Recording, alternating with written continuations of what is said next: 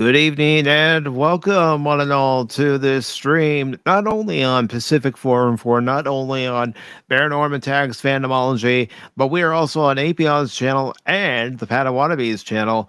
And this evening, we are discussing the 46th anniversary of Star Wars, the original Star Wars, long before it was known as A New Hope. And of course, we will also talk about the 40th anniversary of Return of the Jedi. But before we get to that, I want to say welcome to my panelists. We have from Last Call with Troy Pacelli, the man himself, Troy Pacelli. Hi. We also have Jason Fox from 540 Studios. Hey, everybody. We also have Apion. And Hello there. we also have the Padawannabe.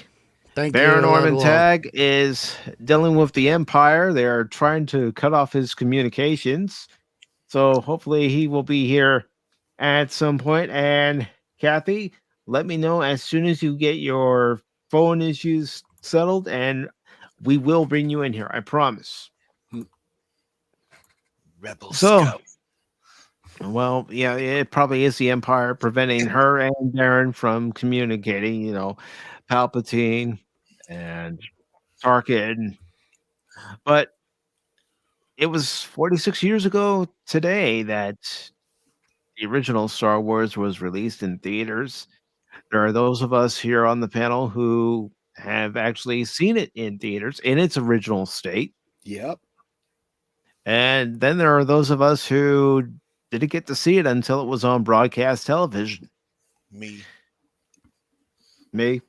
Yeah. And for some, it was the special editions. So they saw what Lucas considered the true cut of Star Wars. But I'll say it for myself. I'm not going to speak for the panelists.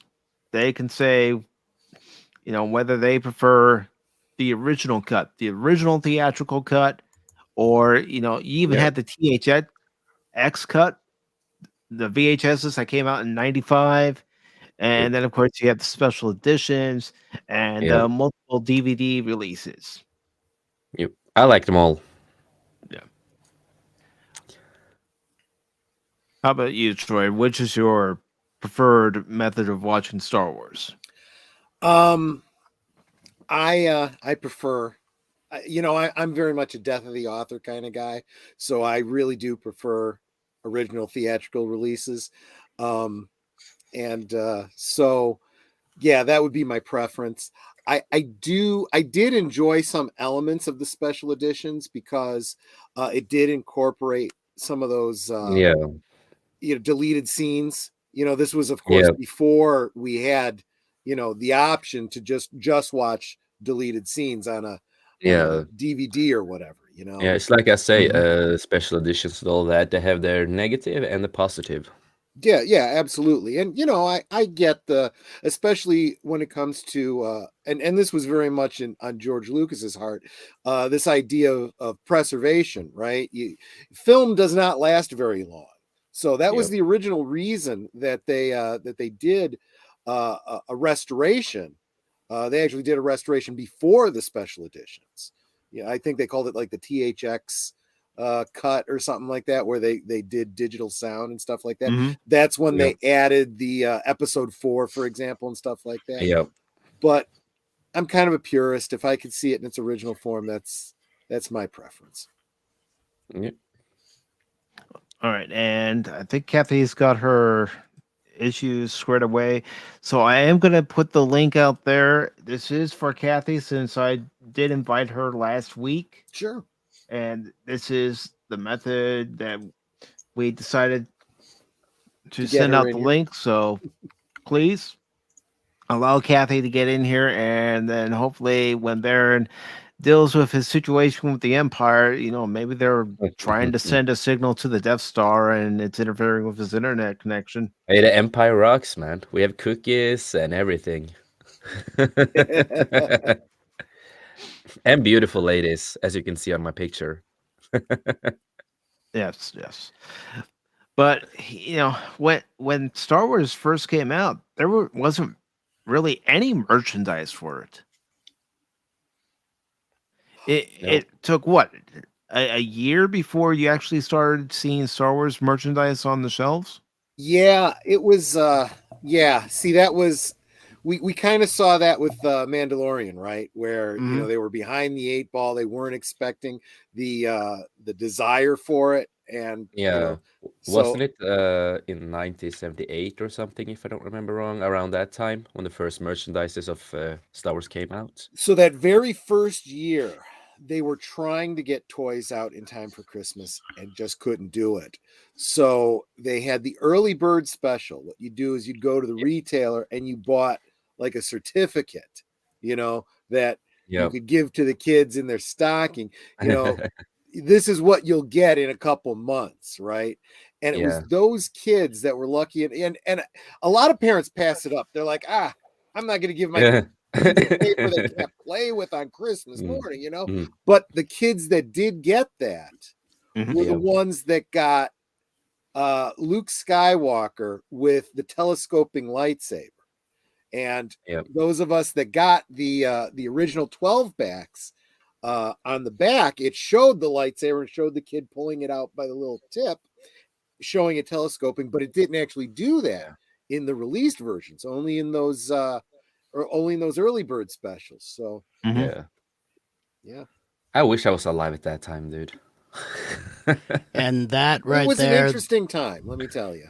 that having to pre-buy those and not have them for so long and just kind of staring at the card back, tell me that is not what birthed the whole idea of the trading cards and that nostalgia of holding that. And we were that generation that could wait because we had to. Our first toy. You Well, gotta wait. Yep. and I may be getting a little ahead of us here, but that is the same reason I insist this to this day. I think most people don't even understand, why is Boba Fett so popular? Why does everyone have this impression of him as this? He looked so cool. He looked so Yep. cool, and that's all we knew.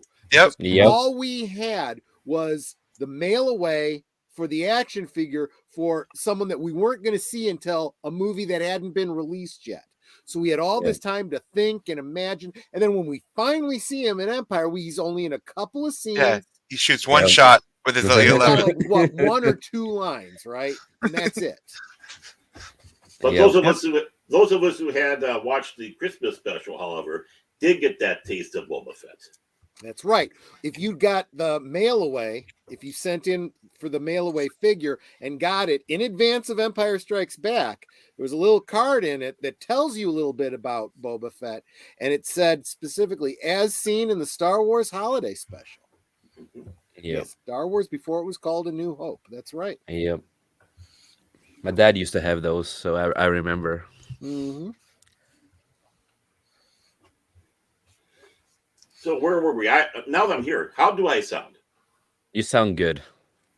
Yeah, less robotic now. We can actually hear full sentences. I So. think it was my browser I was using. I was using Brave before, but I switched over to another browser, thinking maybe that was the case. It looks like Rocco, the Brave, did not know that the first appearance of Boba Fett was actually in the holiday special. That's right. Yep. I did a whole segment on Pops's channel about the holiday special, sharing my memories of it and how it was the sequel that we did, because we didn't know we were getting Empire Strikes Back. Yep. So for all we knew, this was the sequel. You know, Best sequel ever made. Yeah. Oh man. Well, it is better than the Disney sequels. So I would agree. I would Yep. agree. Yes. Oh, we lost did we Mike. lose? Yeah, we lost Mike. We talked about a holiday special. That's why. Oh yeah. Could be. That could be. But, No, I yeah. think the holiday special is actually pretty fun. It's really trippy. It's not great, but it's Chewbacca's trippy and family, bunch Yeah. of Wookiees. Yeah, yeah. Princess Leia singing. You know, Yes. whip whip stir. I do a rewatch of it on my channel every November. So we Yeah, like, celebrate Life Day over at Last Call. Yeah, and also me and my dad, we used to watch it every Christmas. It was like our holiday special Christmas Nice. movie. Yes. So that So, means you had a bootleg copy of it back in the day, huh? Yes, my dad had a lot of bootleg of movies and other stuff. That's why I had a lot of anime, for example, because he had a lot of bootlegs of stuff. Oh yeah. That's Yeah. how I got anime at first. Lots and Yep. lots of bootlegging. Oh, now we are just losing people. No, it's our stream. All right. Well, Pacific 414 just dropped out because he lost power. So good luck to us. Oh, goodness. Oh, Well, I wanted to say something before, because being born in 76 and it coming out in 77, Yeah. and growing up those few years, although I didn't watch a lot of adult movies at the time, and movies were not as, they just weren't on as much as they are now. It was like once a week or a couple times a week, you might see a real movie that was released in a theater on television. So I remember, you find this out later because I was very young at the time, but Lucas having the crawl and they were fighting him on that at the beginning and then putting the credits at the end, having started watching film at that time, all the credits, E.T. comes out years later, Indiana Jones, all this stuff starts, they all have the credits after the end, which made sense at the time to switch it over, but it made me realize, oh, this was before I was born. When I see the credits preempting the movie, it's like he had changed the way you presented a film to the public so much. It's like, that's the only way I knew for a really long time, even. Yep, exactly right. So yeah, I just wanted to say hi to all the people that are joining us now. I see Netters. yep. my wife just stopped in. Hi, Netter. Love you Yeah. too. Perlea Rose says it's the Troy show. And okay.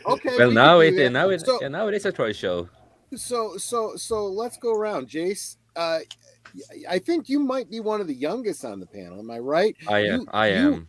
You can't really share a memory of the 46 years ago when Star Wars was released, because you weren't unfortunately. even with us then. No, Hey, unfortunately. So when was But- the first time you saw the original Star Wars? Well, for me, as my dad always said, I was a really rebellious child. I couldn't sit Shocker. calm. Shocker. And, Rebel. He's a rebel. But my dad was always a big Star Wars guy, and he still is to this day. So he always put on A New Hope and all those movies to calm me down and all that. So I don't have memories for the first time I saw it, but when I could start thinking, and I was probably 6 or 7 years old the first time I could remember watching one of the movies, and it was an amazing time. It was, like I said, it was magical the first time I saw it, like when I could understand and see stuff, and it changed my life. And but unfortunately I never got to go to the cinema with Star Wars before Revenge of the Sith. That was the first time I went to cinema, because me and my dad, we grew up. Even the earlier two prequels, huh? Mm-hmm. I got to see Attack of the Clones first. That was my first one. Yeah, no, because me and my dad, we lived in a place that we didn't have a big cinema there. Gotcha. And me and my dad, we grew up poor, really poor. So the first time I had my experience with Star Wars in cinema, that was one of the most amazing days in my life, because my mom, who's an ass, she didn't want to go with me, so she was like, "Oh, I'm gonna get a babysitter." And I was really happy, because that's a babysitter was the neighbor girl that I had a crush on, and we are friends to this day. So I was like so excited, because my crush is gonna be with me, and I'm gonna watch Star Wars, something of my favorite stuff in the world. And I was started, when I first saw it, I shaked. I was happy. It was like first time I see Star Wars on the big screen. I could not sit calm. I started shaking, like, oh, come on. So at the end of the Revenge of the Sith, I knew Anakin was going to lose, because I know he's Darth Vader. Right. But I was like, oh, come on, Anakin, kill Obi-Wan. Come on, just kill him, beat him up. I was like so excited when I was a child. And Awesome. So it's good memories. But I grew up on the original trilogy, because my dad had, the original before the special editions and all that. And he had... So my dad had an original and the THX, as you guys call it. He had all the versions, and a special came out, so he bought that too.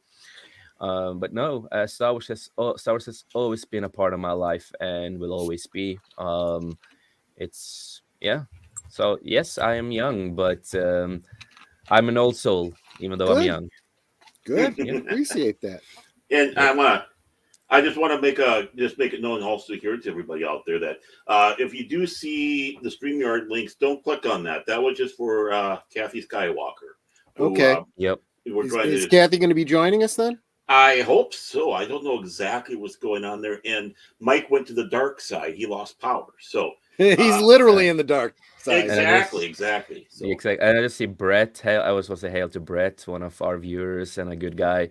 If Jace was a groomer, he'd be tickling eggs. He's that young. Wow. Oh, There you go.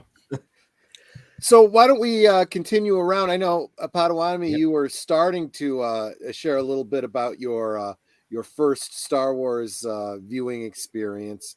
You want to get a little bit more into that?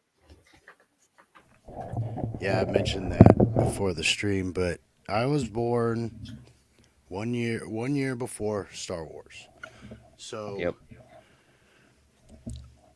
pretty much everything I knew at that time was Star Wars, because that was the dominating toy. That was the dominating thing everybody was talking about. I was born 20 years after my mother, so I remember even a lot of those guys. I mean, could you imagine being 20 to 25 years old and seeing Star Wars on screen for the first time? Wow. Granted, Jealous. a lot of them were excited over there might have been some drugs in their bloodstream, but still, it's an exciting time and it's an exciting movie. But they would just, I remember sitting at one of my mother's friend's house, and I remember sitting cross-legged on the carpet watching television, and a Star Wars commercial came on. Oh, Because it was still running in the theaters. yes. At that time, you may not even see a new movie for months, just because there'd be limited copies of things, and we all have probably seen documented stories and all that stuff on how actually few screens there was and how long the line were months after the movie had came out and things like that. But I remember sitting cross-legged saying, I wish I could see Star Wars. And my mom yells, "You've seen Star Wars." And I said, "No, I haven't." And she says, "I took you to see Star Wars." But, at the time, obviously, probably 2 years old, two and a half I years was 2 old. years old. I So- can't remember. So it's more like when she said that, it's like, oh, wait, that's not. I'm not sure if these other shows were at the time, but that's not this show. That's not maybe I did see Star Wars, but I did see it in the theater, and because it was out so long. But that was, again, I was probably 3, maybe 3.5 when I actually remember seeing it. But seeing the land speeder float across the ground. Oh yeah, amazing. And there's things that you see, as those are you're learning about how things work those years, 5 to 10 years old. So as those years progress through, I start seeing, you can tell the speeder's on wheels there. Yeah. And I wonder how they actually got it to not be there. And I remember seeing the white lightsaber, and as he moves it around, it kind of disappears from frame for a quick second, and it's more of a flat blade. I remember seeing all that and thinking, because I remember when the next movie came out and went, it's blue. Because you think it was a white lightsaber. And even when Empire Strikes Back came out, they were colored, but it was nowhere what they did when they cleaned them up. And, It really looked like digitized it just them. looked like a fluorescent tube, like one of those lights you use for growing at the beginning. Yeah. Right. No, that is true. And It didn't have much look to it. That was special. I did want to comment on your icon, that Darth Vader Anakin thing there. My Darth Maul. Over there, yeah. I had to represent Anakin. He's my. I love that favorite. because those of us that grew up with the original trilogy, when we went to see the prequels, we basically already had our own headcanon of what we were going to see, and we knew from the moment that little pod racing kid was introduced as Anakin Skywalker. We knew That's pod racing. Yep.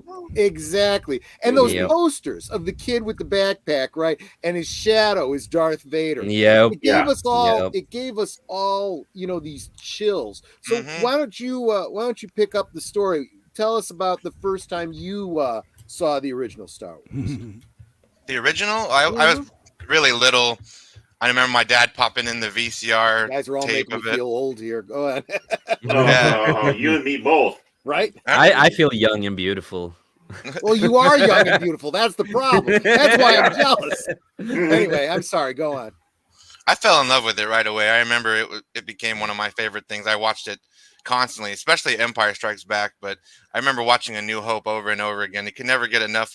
Like, I couldn't believe that movie, like how much it gives you with just the entire adventure of Luke starting, and then they all go all the way to the Death Star. I thought that they were going to save that for another movie, but no, they go to the Death Star, they handle it. I'm like, wow, this is a complete story, and then they still were able to build on that and make it more. It's just magical. It is. It's pure magic, pure movie magic. And you were just ready to cheer at the end of that movie. Right? Oh yeah, that celebration scene, and poor Chewbacca doesn't get a medal. But the other thing too is it is a complete story. If it had ended 100%. There, and we didn't get a sequel, we wouldn't have felt like we didn't robbed or depraved. Yeah. Oh yeah. No, that's actually true. Empire Strikes Back was just a little cherry on top of a perfect, exactly. Perfect That's exactly right. Baron, how about you? Help an old guy out and tell the story from an old person point of view. Yeah, they're an old person coming in here, but when Star Wars first came out, I did not want anything to do with it because I did not like science fiction or fantasy. I mean, it was frightening. The sleaze stacks would come on. I'm behind the couch. I remember the sleaze. yeah, and the stuff freaked me out. It didn't help that one of my first Star Trek experiences was Dagger of the Mind's Eye, and the box opens up and off the transporter thing and grabs a guy. And there's a box upstairs that has that. I swear it's the same box. So I didn't want on it, and I was eventually dragged to see it by my father. And it was way into it. The making of Star Wars had already come out, and that's what my dad used to trick me to go see Star Wars. So that was like that was like into September or such like that.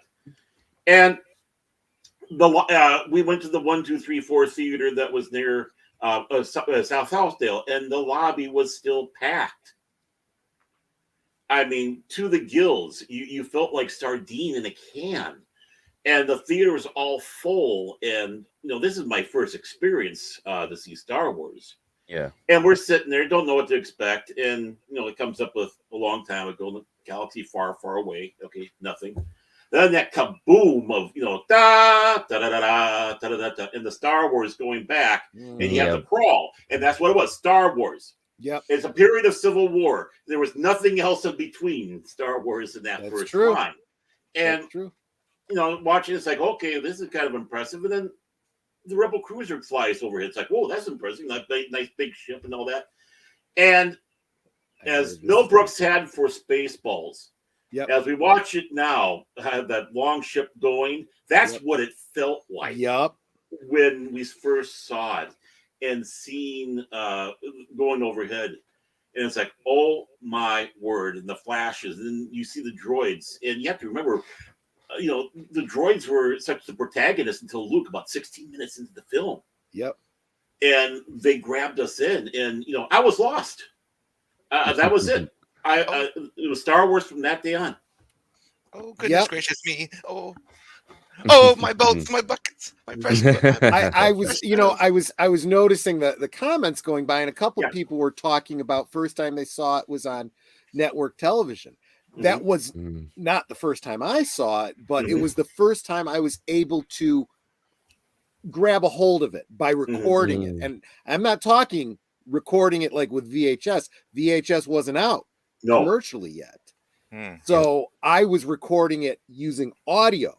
I had my little Walkman with stereo mic, and I put it down in front of the TV, press play, you gotta be quiet. I'm recording. and that's how I record it. And then I'd listen to it over and over and over again. So I the music, and I could picture in my mind's eye the opening crawl. I could picture, and then they shut down the main reactor. We'll be destroyed for sure.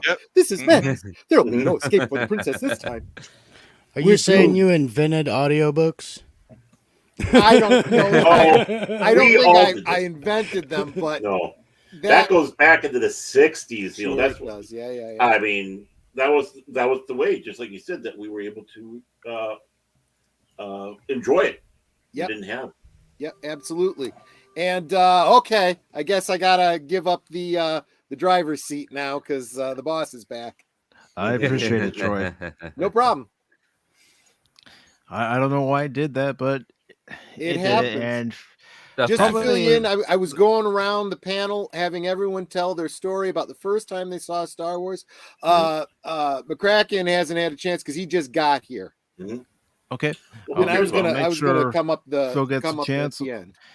I can probably speculate what the reason why the power went out was because we're expecting some storms and it has been pretty windy around here. So, Oh my!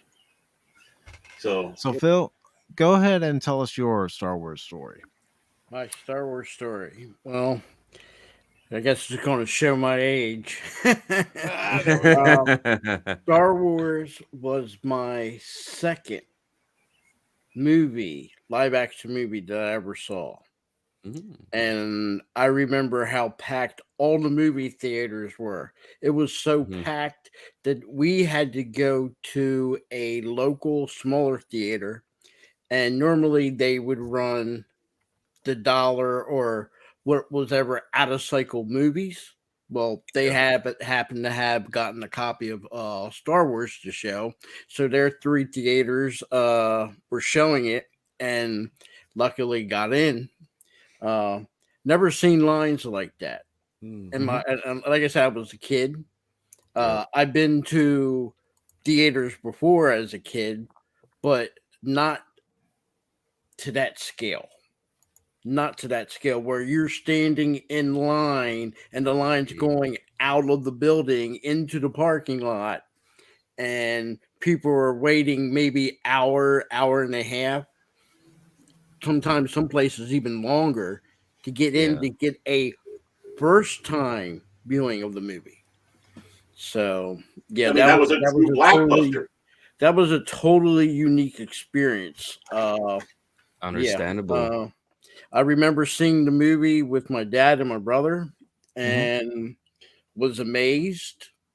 You know, my Star Wars first, what we call now New Hope, opening crawl didn't have up the top no number, and it didn't say New Hope.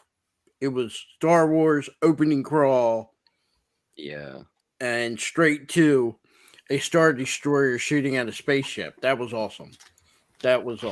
So Understandable, that, dude. but you have to remember back then, I don't know how many people were my age. Baron probably that I know is near my age. There was talk back in the day that movies were dead. Theaters were a thing of the past. Star Wars really put the movie theater back on the map. Yes, there were other blockbusters, but not to the degree of Star Wars. No. Not to that degree. So, yeah. I love The New Hope. That's what they call it now. Remember waiting for Empire Strikes Back. Lines weren't as bad, but to me, The Empire Strikes Back, out of all the Star Wars movies and shows that I've seen, Empire Strikes Back is far the greatest thing ever created by George Lucas anybody. It's pretty spectacular. The Empire Strikes Back. I don't even know how people coming out of the theater or would today you would know instantly before you got into a theater that Darth Vader is Luke Skywalker's father. Right. I mean, people hushed. No one said anything. When they left the theater, nobody said, "Oh yeah, Luke Skywalker, Darth Vader is Luke Skywalker." No, you found out by watching the movie. Mm-hmm. Yeah, he didn't want to get killed. Somebody, yeah. Back then, they probably would have done that. But Return of the Jedi, for me, was not. I liked it. I enjoyed it, but was a little bit more of a letdown. After To be Empire Strikes honest, Back, I think yeah. it is a better movie than A New Hope. But the New Hope had that draw being the first movie. Yep, But it Return did. of the Jedi for me was a little bit let down. And when I mean a little bit of a letdown, if it's rated out of 10, I would still say it's a 7, maybe 8, which is still good. But it wasn't as good as The Empire Strikes Back for me. So No, I can see that actually. and a little then bit. after that, it was The Dark Times, minus the droids and the little Ewok thing, which we're never going to discuss. What, I watched those series as a kid, I Bill. hated them. Troy's I not bad. hated them. Troy's not Yeah, I bad. saw all that myself. I wish as a kid, I remember seeing this. I'm like, why did we get this? You know, I'm glad you mentioned that because I was gonna piggyback on a comment on something you mentioned before, how how there were so many people in these theaters, and we all have heard the thing, oh, Star Wars is a kids movie, but this was 20 and to 30-year-olds Yep. were almost excited as much as the children were to see this. And now that you're mentioning droids and things later, like if it was animation, huge hit movies, the parents aren't going, oh, Aladdin was so great. I'm sure there was a lot of parents that are taking their kids to see movies.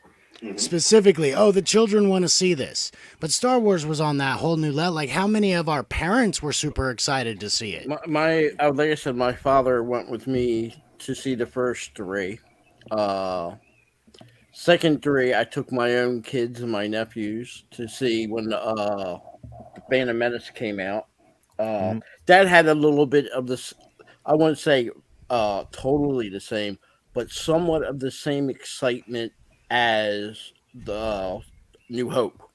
You know, might not have been end up now looking at it the weaker of the 3, but it was for pulling people in. For some reason, always the first one of every of the trilogy series always seemed to be the biggest hit. Might not have been the best of the movies of the trilogies, but for some reason, New Hope, Phantom Menace, and I hate going to the sequels, but even that first one, I can't even say its name. I totally forget it. Force Awakens. Force Awakens. It did have, each one of them did have the magic, but where the pool of the people, like, it's back. There is an honorable mention that even though it's not a movie, the one with the Shadows of the Empire, we got when that came out. Remember, we only had books and comics. When that came out, it had everything like a movie except a movie. There was toys. You could go into the mall, Spencer's, KB toy stores, Toys R Us. It was just like I remember as a kid when New Hope and after New Hope, how the market was flooded with merchandise. I really wish that before George got rid of Star Wars, that he might have did something like a CGI version of Shadows of the Empire. I really like it. It's a shame it's been totally forgotten, but yeah. And I will say this real quick. I did go to the movie theaters with my kids to see what do you want to call it? The remake, the rehash, the upgraded version, special edition, whatever you want to call it. Yeah. I personally do like the special editions. I have the originals on DVD and I have the special editions. I like the special editions. I like the improvement that you actually, when you see the not the TIE fighters, the X-Wings taking off with Yavin to go to the Death Star, you couldn't quite see them. And I really like the improved graphics that it showed it. I like when they're going past the major planet there. I guess that's major Yavin. You can actually see inside and see the pilots. Yeah. Empire has a lot of really good scenes of Cloud City that they added. So you get more like of that beautiful Cloud City and stuff. Those are good. Return of the Jedi, I didn't like that stupid scene where they added the weird alien singing before the Rancor gets that was so dumb. I will say this. I will forever thank George Lucas of getting the Yub Yub song or whatever they call. I know Baron loves it, but Well, I like the oh, one on Phil, the Phil, special Phil, edition. Phil. I like the song and the Uh-oh. it's showing everybody on different planets celebrating the Yeah, all the nice. Empire. I That like that. song is a lot Extended better than that. celebration. Yub Yub. God. Yeah, look, I'm not a fan of the sequels, but I will tell you there are in all Star Wars some cringe moments, and that Yub Yub song. I'm sorry, Baron. That they had to go. I find your lack of faith disturbing.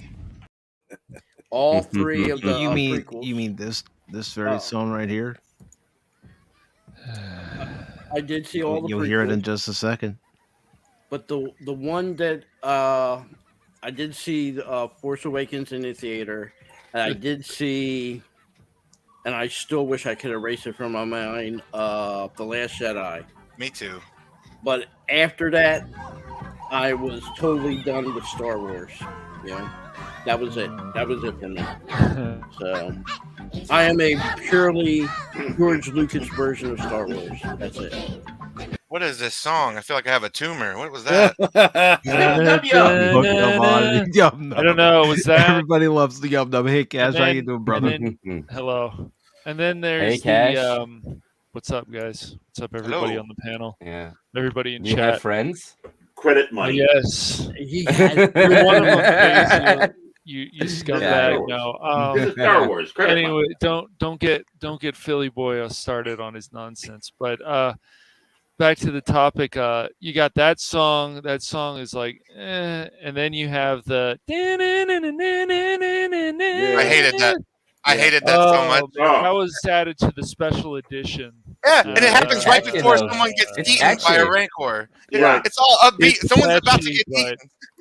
I just I missed please two things. just Two put me things. out of my Actually. misery. One, the Empire Strikes Back special edition. Thank you for getting rid of the old lady impersonating the Emperor. That one was a lot better. Oh yeah, with like the monocle. Yeah. It's like the monocle.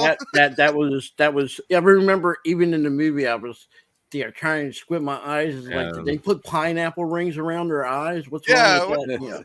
Yeah. Did they use like a monkey also? Yeah, chimpanzee They used goggles. a monkey, yeah. It was a There's woman. a It was a on it. woman's face, chimpanzee's eyes, Yes, and Clive yes. Ravel's voice. Yes. What an abomination. So, But, and you just a know- real quick thing, but I just want to quickly mention, and then you can move on from me.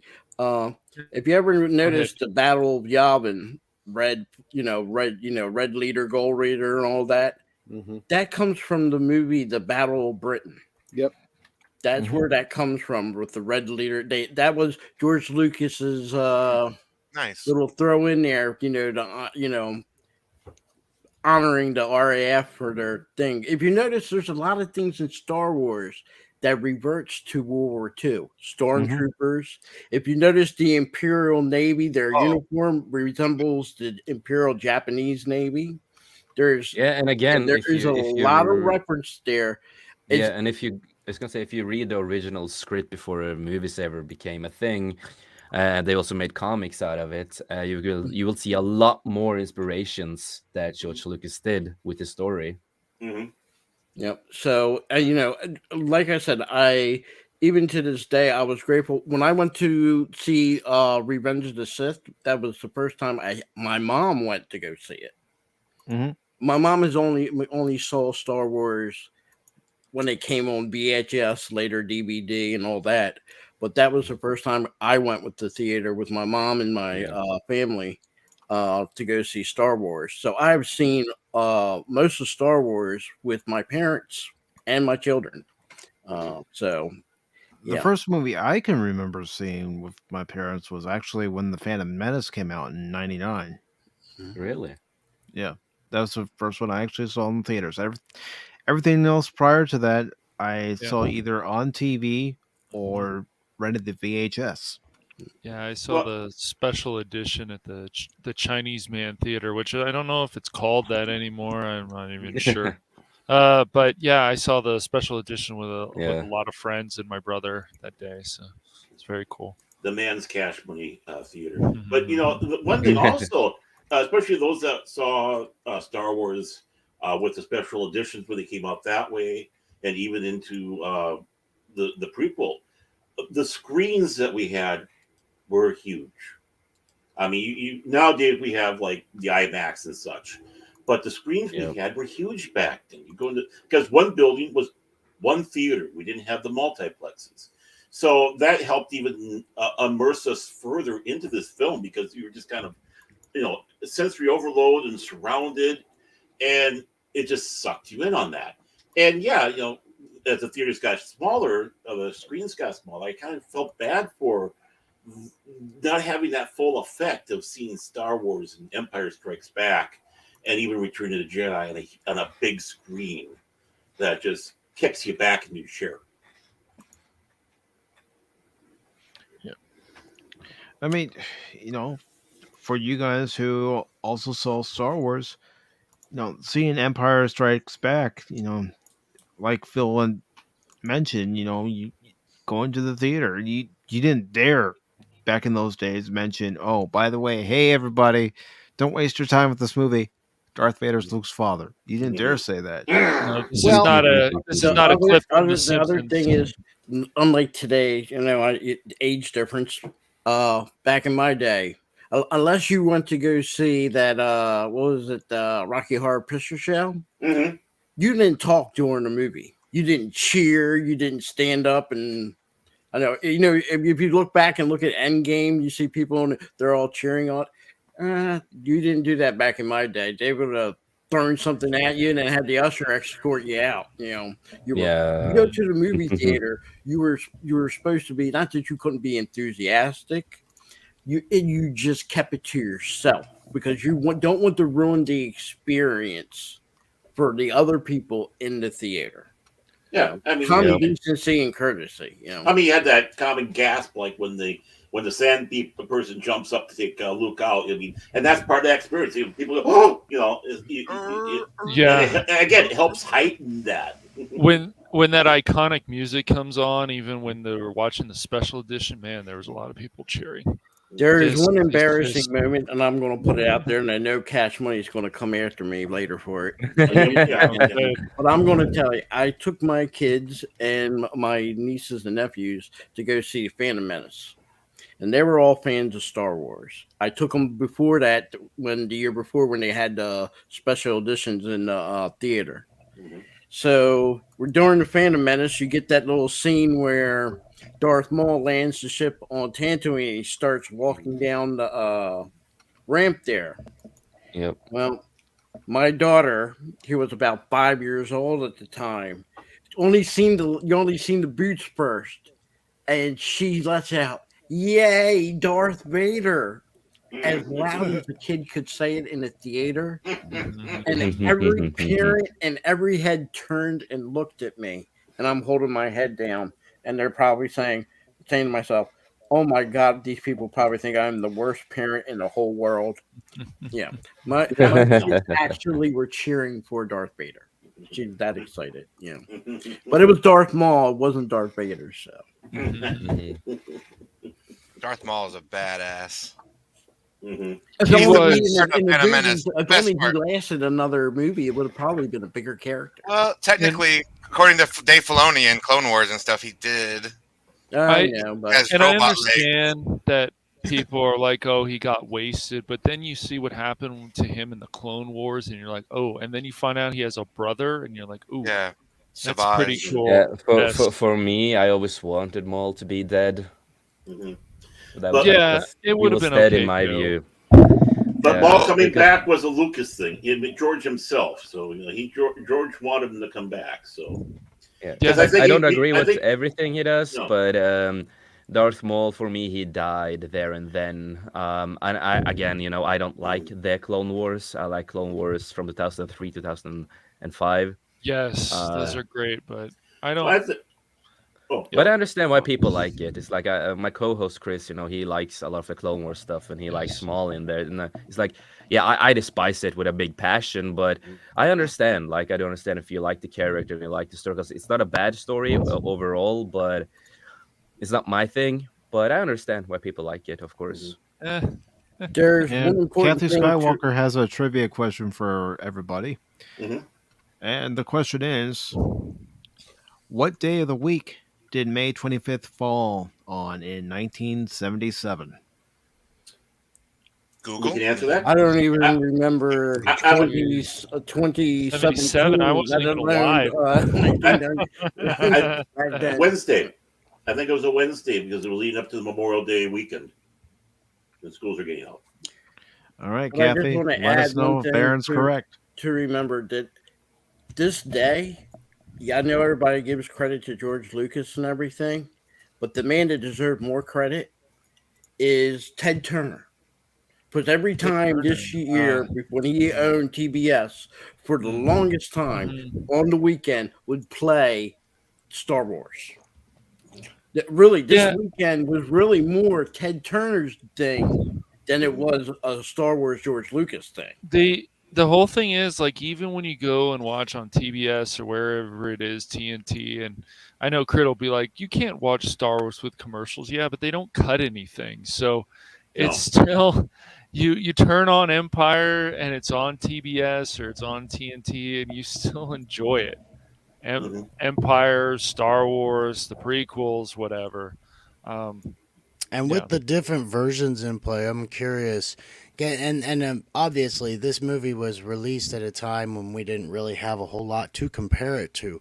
And we've all seen the old versions of this where the graphics, like you can see where they're blocking out the sticks for the ships and things like that. Like it's not entirely black. And we can see where they're making things a little see-through in certain spots and things like that. And people pick stuff like that apart these days. Like you look for, and we weren't. The story was so new and so different. Those things never even came into question, but they are apparent. It's not like we were ignoring them, you know. So these days, when people are comparing it that way, it's like I completely get it because and how we really enjoy them going back to like old school animations or 3D modeling for things. There's a certain aspect that it takes on. We enjoy that, and that's a big thing what Star Wars did too. It wasn't just the film. The way it looked was so gorgeous, modernized for and at the time it's very easy to see how you could get that because I'm sure we all had a grandfather or an uncle or somebody who had that miniature train set where the details were perfect, so that kind of amount of detail in those things paid off so much, and it's like they can't even recreate it the same way with all the technology. Right. I mean, when you look at with the special effects, everything involved with that is look at some of the CGI that you're bragging about now. Some of it's starting to look very dated. I mean, some of it looks absolutely horrible even today with some of those Marvel films. This was opening up gates for other science fiction, special effects pioneers. Really got kids getting involved in it. So, Starlog had a book magazine called Cinef. I can't remember what the name is, but it was specifically for young kids who are filmmakers and how to do special effects and such. Star Wars did that, so you started getting this new doors open for these dreamers. They started working on these projects as they got older, but it opened doors. This was groundbreaking. So yeah, it looks dated now, but Jabba the Hutt still looks better than MODOK. Yeah. And real quick, Baron, Jace has got to go to get ready for his own stream. So, Jace, is there anything you'd like to promote? Well, I want to say thank you for having me on, and all hail the great Star Wars Day. This is the day to celebrate. There is no May the 4th be with you. This is the real day, and we are gonna do a stream on my channel on 540 Studio. So if people want to go over there when this stream is over, you all are welcome to join. We might do a pop-in later on the stream to listen to other people's stories about Star Wars. But again, like I say, life's too short, make the most of it. And we in this panel We love you. We appreciate you. We would not been here today Absolutely. if it wasn't for all of you out there. So we love you from the bottom of our hearts. So thank you so much. And Mike, thank you again for doing this stream. It's amazing to be around these people and listening to their stories. And thank you, everybody. The It's Force what will it's be with all you about, always. ladies and gentlemen, Jace, coming you're my together and favorite talking Danish. about something that we all have in common, something that we all love to talk about, whether it's good, whether it's bad. We're all here together and we're all having discourse. So goodbye, everybody. See you guys later. Love y'all. Take care, Take Jace. care, dude. Take care. Take care, Have a Jace. good Take care, one. people. And hello to Killy Chow, Roll Tide. I mean, the one great thing also was how George Lucas called this a used universe. A lot of the times that we had for for science fiction, all that, everything looked gleamy, brand new, shiny. I mean, you saw 2001, everything's all sterile because there's on board these spaceships trying to emulate NASA or the sleek spaceship from the Forbidden Planet. Everything's all sleek, neat, clean. Even Star Trek, everything looks immaculate. In this universe, you could see the machines that are worn down. You could see pitted holes on ships and land speeders. And when you got to the military side with the Empire, obviously that was what you would expect with a military organization. But for everybody else going around there making their day, it looked like a used, lived-in universe, something we had never seen before on film, and that helped take a person and grab them and pull them in even more. I mean, think about how many studios looked at the script for Star Wars and passed it up and said, no, we're not going to make Including this. Disney. Yeah. George didn't even want to make it. He wanted to make like He-Man or Master of the Disney Universe. was at that time more happy with that what was that, Space Mountain or whatever they called it series they had going. It wasn't great, but it was. I know a lot of people said that at that time there wasn't a lot of something you could compare Star Wars to. There was, but it was animation. It depended on where you lived because some people got it before Star Wars, some people got it afterwards, but it was Star Blazers. Star Blazers was huge. For some people, I saw Star Blazers in 75 in my area. Some people didn't get to see it to 78. I've never heard of that. If you ever go see Star Blazers, you can see George Lucas pick that apart. Even when you think of the Death Star, the Common Empire, almost identical. And then it was funny that a year later, after Star Wars, George Lucas wanted to sue the creators of Battlestar Galactica, which had nothing in common or even in anything to compare with Star Wars, but he wanted to sue them. And one of the things to stop the lawsuit was the two creators over in Japan says, well, we can sue you. I think it was because George was upset that John Dykstra left him and went over there. Because Dykstra jumped ship from Lucas and went over to work with Glenn Larson on that. And of course, then he started his own company, did the special effects for Star Trek: The Motion Picture. Yes. So but I mean, when you think of a series of movies like the original trilogy, there was nothing. Yes, there was nothing to compare it to. I mean, you can compare it maybe a little bit to the Battle of Britain, maybe some little pieces here and there as a trilogy. Well, it's more than a trilogy. Planet of the Apes. But even Planet of the Apes, if you compare it to Star Wars, they had the same merchandise. They were big, were merchandise. George Lucas was bigger, but they kind of kicked the Planet of the Apes kind of clicked out the merchandise way before George Lucas.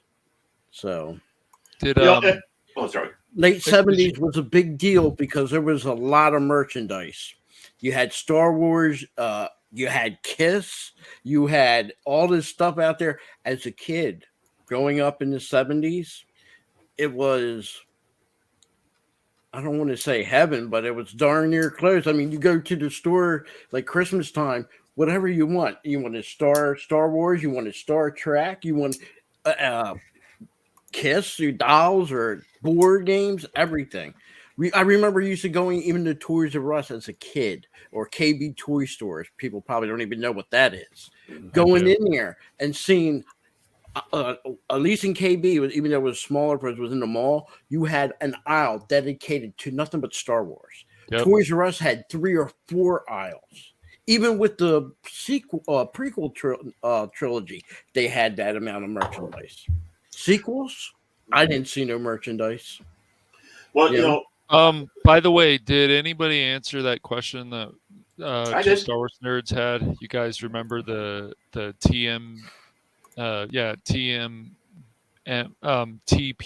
3D? Whatever. Yeah, I saw that. I saw it in the theater. Okay. Yeah, I took my daughter to see it in the theater when they had that. Yeah, so. TPM, right? No, and one thing I have to sit back and say while we're going to accolades is we also have to thank Alan Ladd Jr. He was the one at 20th Century Fox that stepped up and put his neck on the line to do this. That's the only reason why 20th Century Fox took it up, and he had a lot riding on it. He had a lot of return on there. With that, Star Wars also helped save Marvel Comics. I mean, real quick, Kathy is saying, as long as I can't get on the panel, could someone else get on? Yes, if you'd like to get on, I have already pinned the invite link over on Pacific 4 and 4, and if you'd like to pin it on your channel, Baron, go ahead. Apion, go ahead. Padawannabe, go ahead. Okay. I will go ahead and put the invite link into the private chat so you guys can just copy the link and then post it in your chats. Jet Sparks and DJ Ronnie, this is a Star Wars stream, not talking about Macross. I'm just kidding. Go ahead, guys. No. This is purely Star Wars. This is Pop Talk. This is completely different animal from Pop Talk's normal fun. I don't even know what Macross is.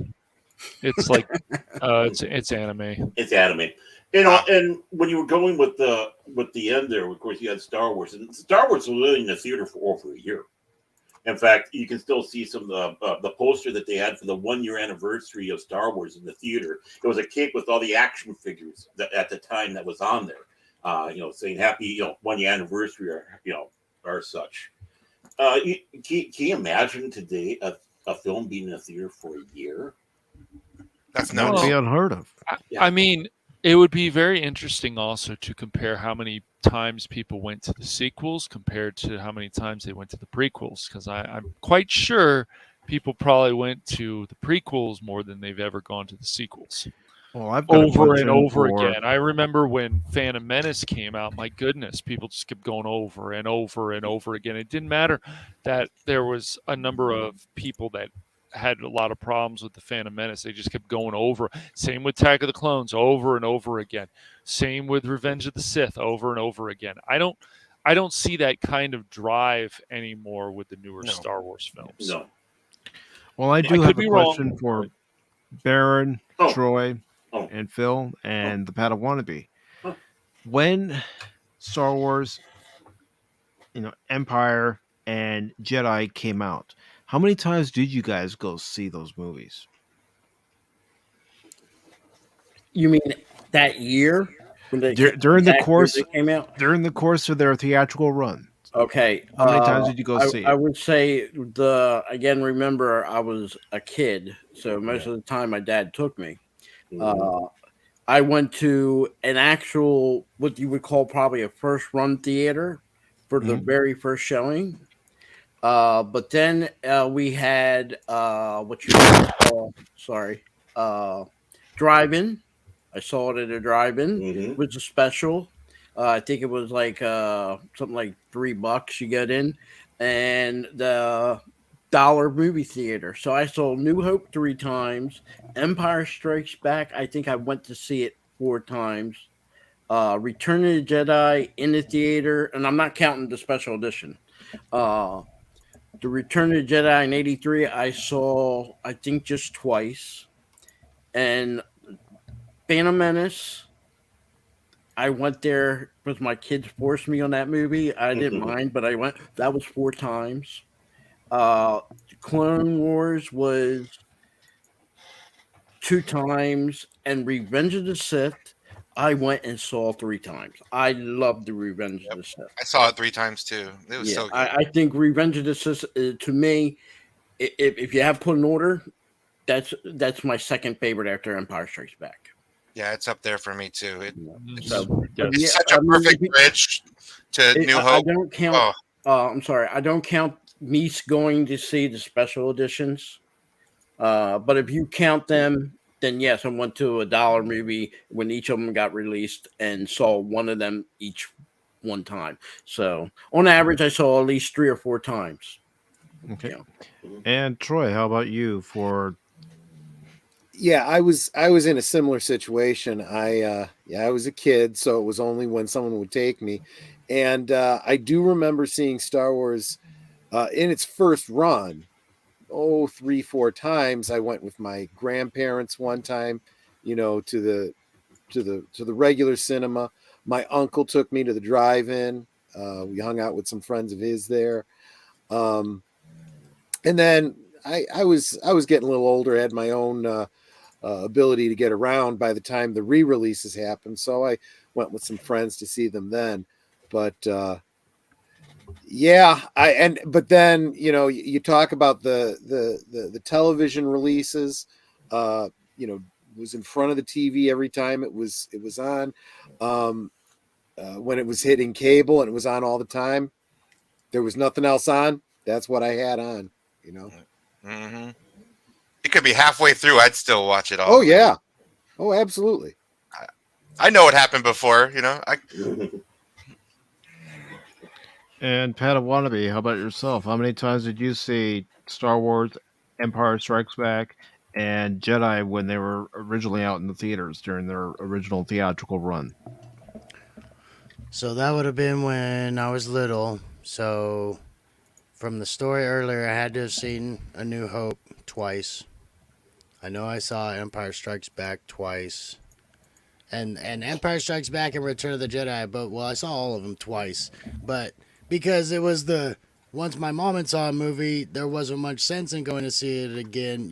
They were used to watching something once and then not getting a copy to see later on. one and done. Yeah. And for us, it was life-changing. Yeah, it was a movie she wanted to go see as an adult woman, which, that puts her in her league of her own at that point. But the Empire Strikes Back and Return of the Jedi, I went and saw ones with her, but then the other ones were like birthday parties that you got to go to. So you'd have a group of 10 kids all about the same age, and you'd go in and you watch it. And those were really good times. They were really fun because there's a lot of excitement in there. Y'all piled in the old school minivan or the truck. Sorry, guys, no seatbelts in that. But so that was good. There's one thing to know about the movie theater rules, and it's different now. Back then, and why a lot of people were able to see like New Hope, Empire, Return of the Jedi multiple times. Back in the day when you bought a ticket to the movie theater, if you didn't want to leave, you can watch the next showing because your ticket was good for that seat and it was good for the day. So some people, they just, hey, I'm sticking around for the next showing. The ushers didn't ask you to leave. If you left the theater, that was on you. But you could watch 2-3 times. They didn't say anything. As long as you bought a legitimate ticket. So it changed later on, like in the 90s and everything, where they would say your ticket's only good for one showing. Oh, dude, if you were buying popcorn and stuff too, I bet they didn't care because that's where the money's at. Oh yeah. Mm-hmm. So $7 popcorn. That's why when you see about the older people when we watched our the original trilogy, and some people were able to sit there, and it wasn't unheard of. People, young teenagers. Hey, I'm going to sit here and watch 3 showings of A New Hope. Back to back to back. Yeah, they didn't ask you to leave. So I did that. I did that with Empire Strikes Back when I rented it as a kid. I didn't want to return it, so I re-rented it again to keep watching it. That was before I owned my own DVDs and stuff. But yeah, couldn't get enough. And I will say, and I can remember as a kid, when the movie was over, now they give you like about maybe 30, 40 minutes between cleanups. It was a lot quicker to turn over. You might have got, if you went to see a New Hope and the next showing of A New Hope, that was, I don't even think it was like 20 minutes before the next showing in that theater. So they had three showings of New Hope going at the same time. You would, like I said, you would have to wait. Today, you would probably have to wait maybe 45 minutes for cleanup and then next showing. No, it was like 20 minutes. Boom. Damn. I worked at a movie theater when I was younger, too. That must have been, those ushers must have been working their asses off. Well, another thing, we didn't have what you have now in the theater where you sit down there and you're waiting for the movie. We didn't have all that. Like the 20 and all that stuff before. All the screen showings and stuff. No, Yeah, it was the actual movie, and there you go. That was it. There was no pre-releasing of anything. No, excuse me, sorry about the back motorcycle day. But you didn't have the advertisements before the movie came 15 minutes of trailers. Well, in those movies, that was kind of the beginning of the. I mean, there was a few exceptions, obviously, but the 90-minute kind of formula started coming into play the late 80s, early 90s. Because I remember you guys were saying how you would sit in the theater and watch multiple ones. Well, I would go once a month and do the, we'll go in this one and this one and this one and this one and this one. But it literally was, you plan, okay, what's in an hour and 45 minutes? Because the movie you're watching would end and you would have enough time to get into that next one. Like I said, few exceptions, but for a long time there. And like you were saying, the cleanup time, there was 2 hours each showing. They had so many movies they would pump through in a day. So that was very common. Yeah, let's just sit and enjoy another movie. Put your head down or go buy some popcorn, come back in a minute, Don't want too many people seeing you. That's what my late mother would tell my sister and I, how growing up in New York, she would go with her grandmother or her friends and they'd be able to see 2-3 movies all in one day if they wanted to. And that's something you can't do nowadays unless you pay for another ticket. Right. And even even then, the way they did movies back then was a little bit different because, as Phil was saying, there'd be like a 45-minute between because, you didn't have such a deluge. They weren't used to something like this. It was like, okay, we have our matinee, and then, of course, we're going to have more of our dinner show, and then we'll have our late evening showing, and we're done. Maybe 3 showings a day and at these various intervals. Now it's boom, boom, boom, crank them in. We have 16 theaters. Yeah. Which one do you want to go to? When Dark Knight came out and I was working at the movie theater, they had a showing every 15 minutes all through the day.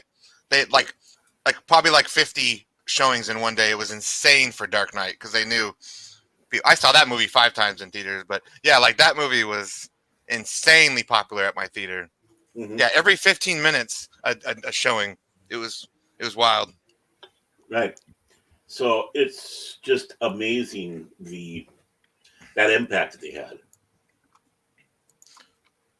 Yeah, and I think Phil was saying, he had to go to another theater because the main theater was too overbooked with Star Wars people. I mean, there was multiple, your Regal, AMC, and all that, but most of them weren't to the scale like today, where you have 9 or 10 in theaters in the building. They might have had 4. Oh yeah, and then you had a little one that might have do the dollar store one. I mean, I don't call it dollar store, but dollar theater. That might have had 2 theaters. Yeah, and then you had the other place I know it sounds old, but drive-in. Oh man! I know people. You want to say multiple watches. Some people would camp out behind the fence line and would watch the dollar theater, and they didn't have their sound, but they could just watch the movie that way. Do what you got to do. So back in the day, that's how people did it, man. Sometimes they they just got a chair, got to the there's the drive-in. You can see, and the theater for the screen was gigantic. Yeah. So the theater I worked at, they didn't have sound, so it had 26 theaters, And when a major movie would come out, they would probably put it in like half. So it'd be in like 14, 13 theaters or something. Mm-hmm. Be nuts. Yeah. But I couldn't imagine, like, because I didn't work there when a Star Wars movie released. I couldn't imagine type of stuff going on with Star Wars. Yeah, and one thing about Star Wars and the great impact it's actually made is the music by John Williams. Goddamn legend. Duel of the Fates. I can listen to that whenever. Dun, dun, dun, dun, dun, dun, dun, dun, dun, dun, dun. I can like the whole thing in my head. The Imperial March. Every single the song is Imperial iconic. March really technically is not really a. How can I put it? It is Luke Skywalker's theme reversed.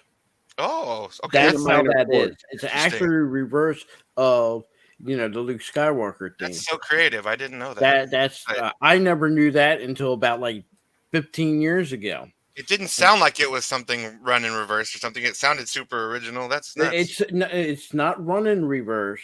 It's played. The notes are played in reverse. Oh, the music's written backward from that. Yeah, nice. That's really cool. I like that. I love the music of John Williams. Like he's just unstoppable with his hits. Mm-hmm. Well, yeah, it's like this is where we're getting our modern version of classical music.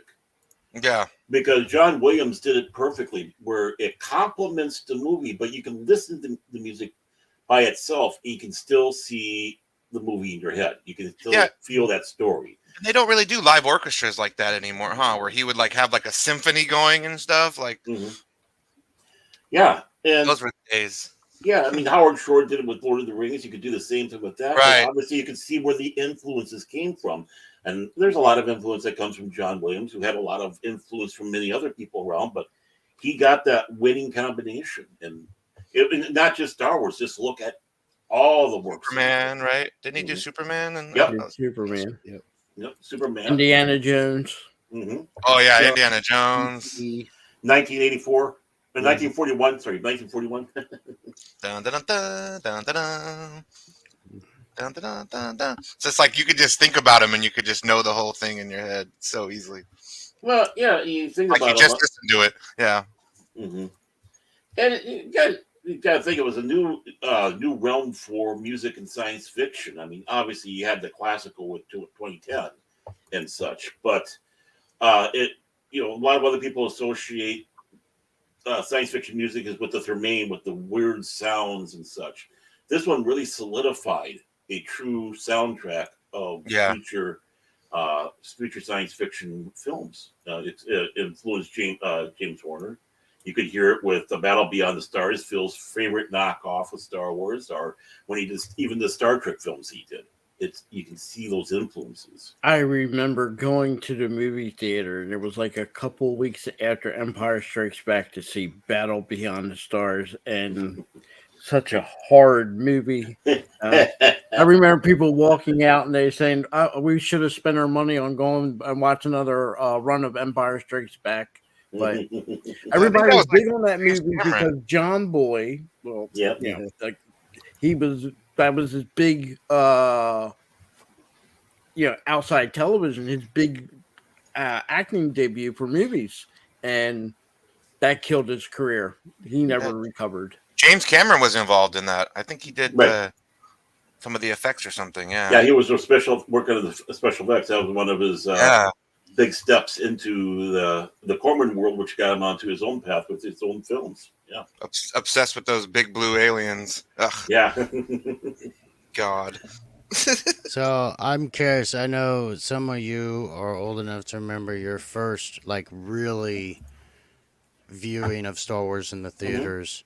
Although I did, when they cleaned them up, I did go see A New Hope and Empire Strikes Back. I got to see in the 3D releases. And watching that, you were talking about, I think Troy was mentioning, that first seeing those ships go kind of over the camera like that. Yeah. And in 3D, just, your stomach kind of dropped at that time because the 3D was pretty good. And seeing it in space like that, what I felt, I was like, this must have been what it was like to see it kind of in the beginning. because it did give me kind of butterflies. Because having that 3D aspect in space just God gives it even more of that aspect that what the whole experience. It's like I saw that and I was like, oh, this is gonna be great. You are right. When the special edition came out in movie theaters, some theaters that were able to do it did have it in 3D. My movie theater where I saw it didn't have it in 3D. I wish I did see the special edition in 3D. Because I know it was a cleaned up version. I guess that was when they actually digitized it, and so the colors were really vivid and all that. But yeah, that was an experience even all those years later. That was 97, 98. I think those ones were released right before the prequels came out. Yep. Yeah, they came out in 97 for the 20th anniversary. The only knock I have, I still don't like that they put Hayden Christensen and the end of Return of Jedi as. They should have left that alone. Yeah, and Sebastian that's Shaw. one of the biggest beefs. If you're a fan of Star Wars, the first 6. And they could Not every Jedi is supposed to have the ability to become a Force ghost, so that scene's supposed to be really special. Mm-hmm. And now Disney Star Wars, every Jedi becomes a Force ghost. Oh, it seems like it. Yeah. I mean, it was supposed to be maybe Yoda put it on the Jedi bathroom and then put it on the wall there, and everybody gets. There was a memo that went out. To be fair, Phil, even with the EU, they had a lot of Force ghosts going on all the way back to Tales of the Jedi. So yeah, but they even in there, you were, even when you were a Force ghost, it wasn't something you can permanently do. You only had a certain amount of ability to appear as a Force ghost, and then that's it, done. And according to Yoda, Qui-Gon was the first really to learn how to do it. Yeah. As if he had discovered it. Yeah. Well, Phil was saying how they actually put Hayden Christensen in there. They could have left it with the old actor. We would have had no gripe with that. We never see Anakin get to the point where we're like, oh, well, that could be him. And, we bought it. We had no gripes about it. And then when they changed it seems like we got more gripes about it because it was almost, he put it in because that's what he wanted. But as fans, we were like, that was something that didn't even need to, we had no problems with that. It's just, okay, you're doing what you're doing. I get it. I think there's always a conflict between the original and the special edition. I've seen a lot of improvements, and there were some that wasn't improvement. When Darth Vader is dying and he take the mask off, in the original Return of the Jedi, he has eyebrows. Oh yeah, big bushy ones. And in special edition, they took the eyebrows out, which makes more sense. But what did you like them adding him saying no like he did at the end of Revenge? No. Oh no. Terrible. Oh. So unnecessary. No. I saw that. I remember seeing that and going, of course. Yeah. I would take the no. I would take the no in the special editions any day than to have to reinsert the Yub Yub song for the end of Return of the Jedi. I thought I was gonna reference something else. I was gonna say what's easier to deal with, that or the your mom joke and the Yub Dub. All right, and I do not like the fact that in the nothing good about Last Jedi. The Han Solo isn't supposed. I hope I got this right, but after the special edition, it's confused me. Greedo is supposed to be the one that shoots first, right? Yeah, they have him shoot the wall. Yeah, they have him shoot the wall. And then in the special edition, it's Han Solo shoots first. Yeah. No. I thought it was no. That's all backwards. I thought it was just Han that shot, and that was only it. Han shot. Yeah, Han shot only. Yeah, they changed it so Greedo shot first. Yeah, so Han looks more like a good guy, not some guy that shoots somebody. But I liked it. I didn't have a problem with it. Greedo never got a shot off. He wasn't fast enough. Right. I always remember thinking, oh, Han, he took the jump. He's like, I'm going to take you out before you take me out. You know, that one, and that's very Western-y to me. Remember the totally dialogue. It. Over my dead body. That's the idea. I've waited for this for a long time. Yeah, Oh, yes, I'll bet you have. He just threatened his life. Oh yeah, uh-huh. At And they showed gunpoint. Han, Right. and they had that shot of Han like thumbing, like getting his D11 ready, like he's ready to go. Yep. I mean, immediately we get to see, we're like, what is going on there? And Something's again, going on. another Right. scene that is obviously inspired by something before it. You saw Yes, this in my point, westerns yes. all the time. Right. This is yeah. straight out of The Good, the Bad, and the Ugly with Tuco. Yep. It's like you're gonna talk. You're gonna shoot. This is Han Solo. This is George Lucas's version of doing that. You can see that influence. Yeah, and it kind of like that too in Attack of the Clones when Obi-Wan chops off Zam Wilso's hand, and then Anakin's like, "Go back to your drinks. This is Jedi business." You can kind of say, "Hey, this is like martial business" or something like in a Western, kind of the same thing. Mm-hmm. Yeah. There's an interesting fact. The original actor for Obi-Wan, McGinnis, when he signed up to do it, he got a special deal with George Lucas. He got 4%. Damn. Part of his deal to get on the movie was he got 4% of what a big the revenue of play. the movie. Mm-hmm. But what he was smart That's why enough, the man he was got a legend. another 4% on the merch. Oh, That was part of the deal for him to be. He made enough money in that trilogy that he never had to work again, and I don't think he did. No, he did. He worked since, but he made it known he didn't have to. And I remember that a lot of people said afterwards when they ever meet him and everything, you don't ask him to sign Star Wars stuff or bring up Star Wars because he really wasn't a fan of Star Wars. damn. He wasn't a fan. Well, he Sad. went hot and cold. Sometimes he would be warm and welcoming. Other times it would be go away. But there's so much stuff around, even just the original trilogy. Even today, people find out different things. Actors stuff. A lot of people don't know. Harrison Ford got his famous scar, I think, on Star Wars set. It was a Star Wars set that he got the scar underneath on his chin. Mm-hmm. Yeah, I think it was Star Wars. So Yeah. Okay. I'll do it with that. I can't remember. and originally, what's her name? Sissy Spacek. Sissy Spacek was supposed to be Princess Leia, Carrie Mhm. Fisher. What happened was she was on the set for what was that horror movie? Carrie. Yep. And What are the odds with her name being that too? What happened was there's a nude scene on there, and she didn't want to do the nude scene, so they made a deal and they swapped. Mhm. She took Carrie, and she went to do Star Wars, and the infamous to seal the deal, she had to sleep with the nerd, which you can take whatever you wanted to guess who the nerd was. I think that was more of a joke Carrie was doing. That's Hollywood, man. Hollywood, the couch is legendary.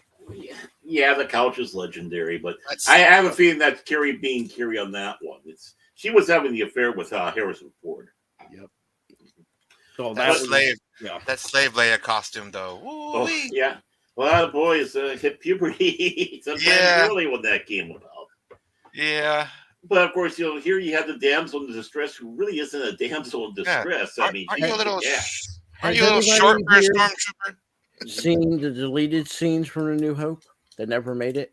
Like Luke talking to his friends at Posse. Yeah. Yeah, I I was that going to one, mention yeah. something about that because I was curious There's to a lot ask on you all. YouTube that I did for the longest time. I never even knew. Like, there's one where Darth Vader's talking to an officer, and I can see why it was deleted. It's not that important.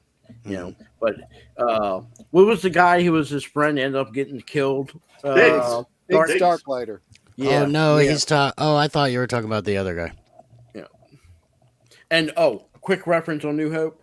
There were 3 actors that played and voiced Wedge Antilles. If you look at the meeting, that is not the same actor that's in the spaceship. Technically, it's not supposed to be Wedge. Yep. He's referred to as fake Wedge by a lot of people. and then there's the voice. That isn't the actor that I don't know it's the current name of him. I can't think of his name, but that's not his voice. They had to get a voice actor to do it for A New Hope. The other movies, the other two, that is the actor's voice. He covered up his Scottish accent. So. And on what you're saying, I was going to ask all you, because I'm sure we all bought the DVDs when they came out, because you were mentioning the edit or the deleted scenes. And when that first DVD set came out, before it was just the silver set, I have a silver set VHS, but then the DVDs came out and they came with that extra disc that had that special that they showed on TV like one time on a, so that was, that's where I kind of learned about some of that stuff. That was the first time that I was introduced to it. The DVD set that I currently have, and I got when it first came out, it's similar to the VHS release. But what you got 6 discs. You got the special edition New Hope and the original 77 release. You got the original 1980 release of Empire Strikes Back and the special edition. So you got to pick and choose. So I'm very proud of that. That's one DVD set I will never replace. No, you can't. But there's sometimes when I want to reminisce, I want to see the movie as it came out when I saw it with my brother and my dad. None of the extra. But then for my own personal taste sometimes, which I prefer, I do like the special editions. So. Well, the special editions do have some nice things about it, as well as the stuff that why did you do that for? But if I can watch the original, that's what I'll do. I'll watch the original over the remasters any day. I wish they'd do a loving treatment to that and give us fans what we've been asking. It's like we want to have that alongside the other, this nice comparison. This is what's sitting in the congressional vaults, is this version of Star Wars, not the remaster, and for good reason. And Star Wars itself is amazing how it was a phoenix, because after the trilogy in around 85, Star Wars was basically dead. No, it was nothing. There was nothing. After the what was it? You got right after the movies. You got the droids and that 2 Ewok movies. Then there you had the Ewok cartoon show. But when 87 came around, which was the 10th anniversary, things started popping a little bit. Starlog started making some special stuff about Star Wars. West End Games came out with the Star Wars role-playing game, which really was the door-kicking opening for what we now call the EU. Yep. I mean, we have stuff that's part of the EU that was before that, like the Han Solo 3 books by Brian Daley, Calrissian by Smith. But we now started getting this new universe, starting with the Dark Horse comics, and of course Timothy Zahn, Dark Empire, and of course Heir to the Empire, and how that just shot even more, that popularity, and everything referencing back to Star Wars itself. And it by itself was a movie that broke so many rules. It's just amazing. Right to the point that Star Wars fan, I will always blame the reason we had a long delay between Return of the Jedi and the Phantom Menace was George was too busy with Indiana Jones. Well, actually, if there's a little hatred there for me towards Indiana Jones, even though I did like Indiana Jones, the Crystal Skull, no, I mean as a whole, because George Lucas, when Empire Strikes Back, and then the next year that was Indiana Jones, it seemed to me personally, George Lucas wanted to focus more on doing Indiana Jones, and as much as people said at the time, George never said there was going to be prequels and sequels. Oh, yes, there were. There's interviews on YouTube where their actors are actually saying it. Well, one of the big reasons why there's a big change, it's simple legalities. He did not want to do a Star Wars film while his ex-wife still had a chance to get money off of it. The moment that date came that she wasn't going to be getting anything back from George on this, then he was going to start working on, of course, what we now know as the Phantom Menace. But a lot of that has to do with the dispute between him and his wife, ex-wife. Yep. That's why we had such a big gap. I guess his wife was the real Phantom Menace, huh? She was. It wasn't for her. She was the one that saved Star Wars. Marsha is really the one who made a lot of credit. Really? Yes. Mm-hmm. Yes. There's a whole YouTube documentary about how Star Wars was saved in the editing, and you wouldn't have had that trench run thing if it weren't for for Marsha, and that whole idea that they were going to blow up the rebel base. That wasn't part of it either. So there was no tension. That all came in the editing because of Marsha. Mm-hmm. She's legit. Yep. Nice. And the other one too is Gary Kurtz. I mean, Gary Kurtz was the other one that was trying to tell Lucas and kept Lucas in with the reins. That's why, when you see Return of the Jedi is so much different from the first two. Well, Marsha and Kurtz were both gone by that time to keep to help rein him in from going nuts. And Marsha. Yeah, and at that time, Lucas was looking at how much I can get money for all these teddy bears. Yep. Yeah. Damn. Mm-hmm. And that's why, and then Lawrence Kasdan brought what he brought to it with Empire. By the time you get to your prequels, that's more George with nobody saying no to him, without anyone giving him advice, because he was the king. Mm-hmm. And that's why people started saying, this isn't as good as those original movies. Some of that dialogue. Woof. Oh, yeah. And even listen to Mark Hamill sometime in an interview where he talks about a line that he said, George, I can't say this. And he'll spew off this line that never showed up in Star Wars because he remembers it. But it's just ridiculous. It's just useless exposition. And he's like, nobody talks like this. Yeah, apparently Ewan McGregor laughed at a scene. He was supposed to be serious when he's telling Padme about the dead younglings. Apparently he found the line so ridiculous he couldn't say it with a straight face. That's funny. Come on, man. Hate sand. It's coarse and gets everywhere. Yeah. The sand scene. And even with the Phantom Menace, you had Carrie Fisher helping out, and it still came out clunky on a lot of that stuff. There's even a lot of people don't get credit for it, but one person should get credit. Timothy Zahn was the one who created Coruscant. That's true. And the name, it was Phantom Menace the first time you ever, not written in a book, but on the movie. That's Timothy Zahn, and that's his baby. Coruscant. Yeah. George Lucas had a crazy name for the so-called capital of the Coruscant. What would you like to say to George Lucas right now? George, we hate you. We hate you. George, Cuba Crackett is speaking for himself. For our childhood, and you sold it away like it was nothing. You sold your child to the slavers. You said it yourself. Pretty much. Yep. You did.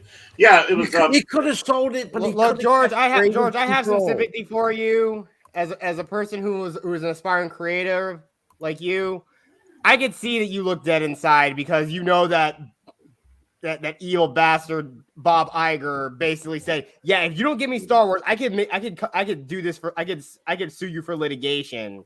So so either way, I'll get Star Wars anyway. So you either just either hand it over and sign the paperwork, or you can drag this out in court. Real quick, the main focus of today is to focus on the positives of Star Wars. Not what's happening right now. Not for Jet Sparks to turn into a machine himself like the Terminator, and he's going to go find George Lucas. No. I feel sympathy for him because, look, we already know the fact that George really didn't want to. I think George didn't really want to do this. I mean, and if you saw read Iger's book, it's all about that he tried to coerce him into doing it. But again, he still created a great franchise. Yeah, the original name of the what that George had was Hab Abaddon for. Hab Abaddon. I thought it was called. Hab I Abaddon. thought he called it Coruscant or whatever. No, it was Hab Abaddon was his original idea, but it never got put into play because Empire Return of the Jedi was supposed to take place over Coruscant. And that's why you had the forest moon. Endor was actually the forest moon of Coruscant. They kept the moon, got rid of Coruscant, which of course was Hab Abaddon. When it came into, basically the fiction and such like that, it was like Imperial Center until good old Zahn coined the name Coruscant. But at that time it was Coruscant. Yeah, like I said, Coruscant, yeah. Yeah. And then, believe it or not, George Lucas was actually going to change the name from Coruscant to something else. And that was one of the times that actually jumped on Lucas, said, you can't do that. It was probably Lucy Wilson. But said, you can't do that. This is just too identified in Star Wars. So that was actually one of the battles that Lucas lost in Coruscant. He demanded that, okay, if we're going to keep this, it's going to be Coruscant, not Coruscant. I guess how it sounds. Sounds a little more, has a little more punch to it than scant, because people could easily, It sounds like croissant, like a nice pastry. The Imperial Center, Coruscant, yeah. Well, I guess that's better than the Imperial Crescent roll. Yeah. Right? Yeah, but the only other Ecumenopolis or the Imperial Danish, Star Wars right, is out in Hutt space, Nar Shaddaa, or it's known as the Smuggler's Moon. It's basically Coruscant, but it's a haven. It's an entire city full of scum and villainy. Forget Mos Eisley. Nar Shaddaa is literally the scummiest place in the whole galaxy. Yeah, in the Old Republic, it's a good planet to go to. I like Nar Shaddaa. But Nar Shaddaa has always been on Hutt. Is in Hutt space, so it's. Yeah. So I mean, if you're like a smuggler, maybe a Sith, maybe it's a perfect place for you to hide out, or a bounty hunter. Yeah, and I know that we kind of make fun of Lucas and his writing abilities, but he was able to really place world building in just one paragraph. When you have Obi-Wan talking to Luke in the hut, he describes everything about the Jedi, the Clone Wars, the Dark Times, and now. And it answered questions, but it left much more mysteries. You haven't really gotten that with a lot of others. But that was masterful. That, you got that history lesson in just that amount of time. All the mystery's gone now. They've literally had to show everything. Well, that's the whole thing with modern television, modern movies, is they think that you need to know everything. They don't want to leave anything a mystery. I did have a question before the power went out again, where I wanted to ask you guys, do you think that we actually needed to see the Clone Wars, or do you think that should have been kept as a veil of mystery? I didn't mind it. I think it really kind of needed a little veil of mystery. I mean, when we find out in the prequels that it's literally it is literally its namesake, a war being fought with clones against droids. Yep, and they're both controlled by the same guy. Yeah, I mean, well, see, the thing is we knew there was a Clone War, but we didn't know what were the clones good guys or bad guys, or not even in the EU. Yeah. I mean, you had people speculating. Some people said that what's his name, Lando Calrissian was a clone. Then it turned out that Lobot was supposed to be the last model of a clone. If you didn't really consider him a robot, he was supposed to be like a cyborg. Cyborg, yeah. So, and then with all the original trilogy, Boba Fett was supposed to be a style not of one person, but of a special elite force of the Empire. Then they decided to change up and change them up into the Mandalorians. Yeah. And his original suit was white. Right. I remember the TV promotion when they were on ABC, and his whole entire uniform was white. Thank God the green and tan, put color in there. Yeah, the green and tan look so good. But that was what I think was masterful. Even with Star Wars, and even as you went along with that trilogy, there was that mystery that he had. I mean, we thought there was a Clone Wars, and then later on, you had the rise of the Empire, and of course Lucas, made it into one event virtually on that one. So we had all sorts of speculations and we dreams, and in many ways we're like Luke, thinking about those warriors of old and what they were doing and coming up with our own stories. It was magical. It was magical. It was great that we didn't know what was going on. It was great we didn't know there was a Mace Windu or a General Grievous. We had our own, what could it have been? And it's like those kids thinking stories of knights and dragons. Well, we have Jedis and who knows what. Yeah, and it's the same thing with Han Solo and the Kessel Run. We did not need to know how he did it. We just know that he did it. But of course, Solo pretty much. Yeah, it did, and it lost money. Well, and as it goes, we're going for the positive here. We're going for the positive here. But the thing is, I will piggyback on that. It was great the thing that we had that mystery of who Han Solo was. Yeah, he was that mysterious stranger, that scoundrel, and then you find out that there's more to this man and more to this walking carpet. But the thing is, you don't need those long stories. You don't need to know everything about it. Are you against carpets? Is that what you're saying, Baron? Remember. Come on, Star Wars. Will you get this? Will you get this walking carpet out of my way? That's the line from Leia. They had. That's great. I love it. But you left that open, Baron. So I just want to say when they took away Boba Fett's Wookiee pelts. All right, if you watch the original trilogy, especially Empire Strikes Back, even with the special edition New Hope and Return of the Jedi, Boba Fett has Wookiee pelts. Mm-hmm. Yeah. They took them away when they did the TV show. It's like you can't erase the fact that the Empire literally enslaved all the Wookiees and destroyed Kashyyyk. You can't erase that. You did it. You made it happen. Yeah. What about the Imperial enslavement of the Wookiees? Only Kiadi Mundi cared about the Wookiees and Yoda. Mm-hmm. Well, and I think the first time we actually had a chance to see Kashyyyk was in the Star Wars Holiday Special. We love to really tear that down, but honestly, there is a lot that helped also keep influencing Star Wars as it went along. Mm-hmm. I mean, we did the Chewbacca's family. They did eventually become really official in the EU. You had them dealing with Chewbacca's death. Some of the elements of that holiday special resonated.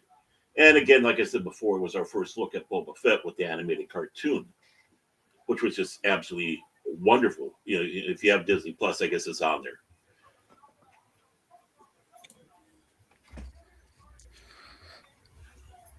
I do want to say before we wrap up. I do want to say before we wrap up, I saw Attack of the Clones in theaters, and the entire audience chanted Yoda's name when he came out and fought Count Dooku at the end and pulled out his little green lightsaber and was flipping around. The whole entire place lost their mind, and it was one of those rare movie theater experiences. Kind of like when Thor showed up in Avengers and said, "Bring me Thanos," but it was on times 10 with Yoda. Yeah, but I saw that Yoda getting ready to fight in the trailer, and I was like, "Whoa!" I mean, 8-year-old me was blown away that Yoda's gonna get to fight. I mean, I saw the original trilogy on VHS back when I was very little. I had the Darth Vader lightsaber toy back in '97. That was but I know I'm a person who really loved the prequels because I practically grew up with those films. Okay, so I don't know if Mike's still with us or are we still having problems? I am still with you. I'm just watching a few things. Okay, yeah, and I was going to bring it to a wrap up right about now. So, because unfortunately the dark side is playing with Mike. He's being drawn over that way, and I have something to go to. So, of course, I want to thank everybody who's in the chat that decided to join us and enjoy this Star Wars retrospective of that first film. We have Zombie Box Review, Stefan Ransom. We have Leah Rose. Let's see who else. RB, Kathy Skywalker, who unfortunately was not able to get on here. Angry Canadian. Kathy, I promise you, I will get you on another panel. I promise. Mm-hmm. So Angry Canadian, we had Pacific 414. George Lucas, Darth Maximus. As we go along here, some more. We had Last Call with Troy. You, yeah. It wasn't good enough to be on the panel. You had to talk in the chat too. I tell you, kids nowadays. Stream Elements, of course. We had Wolverine Snicket It, Rockwell the Brave. We had Nova Vaughn. We had Apollonie's Minion. Good Tim Talk was here. Mm-hmm. I did say Leia Rose, so Kathy Scott, Nova, and the Phantom. Let's see, Jet Sparks, who's also in the panel right now. Padawannabe was out there, who's also in the panel. DJ Ronnie G. As I go along, making sure I got, of course, Keely Chow, Roll Tide, and I think I've also just after I had posted for this stream to be scheduled, we also had Jesse Torres, who did comment by saying, "I noticed your thumbnail features no images of the Raid trilogy or any Disney Star Wars." And my response was that was intentional because we're focusing on the first 6 films. Actual Star Wars. Yes. Yeah. Yes. We had, of course, Alan Copeland, Whoopa Toopa, Brent Cohen. Boy, we had a great group of people that came in here today. So many of you. Thank you very much. Yeah.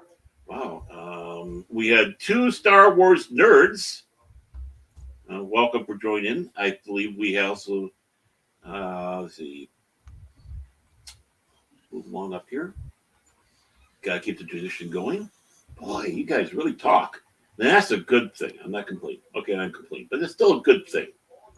Resolute Germ was here. That's good. I'm also looking through Barrett, and Netter was here. Brett Cohen was here. Logical Spock. Mm-hmm. And Alan Affion. Copeland. Salty Texas Sea was over on your side. Oh, great. Yeah. Keely Chow. Mm-hmm. And Gap was here. yeah, Gap After Dark was here. Yes, he was here. Prismatics was here. Yep. And I don't know if you mentioned Brandon Looney Tunes Fan 2000. No, I haven't. But he was here as well. Mm-hmm. So I think we got just about everybody. Of course, our distinguished panel here. Last Call with Troy, the best looking man on YouTube here. Well, Troy Baselli. Look at that. I mean, don't give him too many compliments. It might go to his head. No, I'm kidding. Well, we like to sit back and say we're kind of the Wish. When we have Jason on here, he's the Wish version of Andre. I'm the Wish version of me. You're the Wish version of Paulie. The way Troy looks right now, I want to go into a detective story with him. Yeah, which is a compliment to you, dude. I like it. It is good. I really like that Ghostbusters figure he's got in the background there. Speaking of Troy, figures, yeah. What do you have coming up, brother? Well, later tonight, 9 Central, 10 Eastern, over on Netter's Network, I'll be co-hosting. She will be interviewing Six. Which I think is awesome because I don't think Six gets enough airtime, and they'll probably talk some more Star Wars, but maybe a little bit more from the female point of view. And tomorrow night, my regular show, Last Call, Friday nights at 9 Central, 10 Eastern, where we will be watching the original Star Wars. I will be hosting that off platform so that you can watch along with us. But yep, it's the original theatrical release. No episode 4, no A New Hope, no Jabba, no Boba Fett, and Han shot only. Don't ask Harrison Ford about that, us. though. Don't ask Harrison Ford about that, Troy. And he'll just say, I don't give a shit. And do you think you got this, Mike? Things are stable over there? I think things are stable enough for everybody to start promoting themselves and finding out what's coming up. Yeah, I know you have to be on Brandon the Anime Guys stream, and I'll go ahead and post the link to Brandon's channel as soon as I can. Right, no problem. I just want to make sure that your power is stable. That's all. Yeah, I've got to leave. For the moment. For the moment. Cross your fingers. Hey, everybody, great being with you. Have a great start. Star Wars Orthodox Day. Orthodox Star Wars Day. That's what we call this. So take care. The Thank force you. will be with you. Thank you Always. very much, Brandon.